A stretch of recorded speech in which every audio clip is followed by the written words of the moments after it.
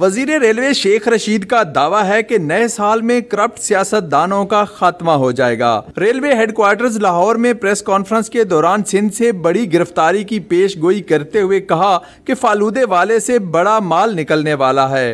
फलूदे वाले से बहुत बड़ा माल निकलने वाला है।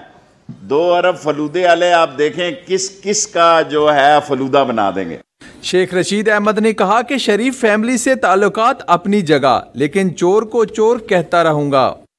मैं खुदा को गवाह बना के कहता हूं, चीन से आने के बाद मेरा ये ईमान हो गया कि शहबाज शरीफ नवाज शरीफ से बड़ा चोर है।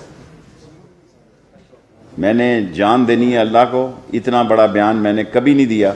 मैंने सारा एरा नवाज शरीफ के खिलाफ रखा, लेकिन अंदर से शहबाज शरीफ निकला है।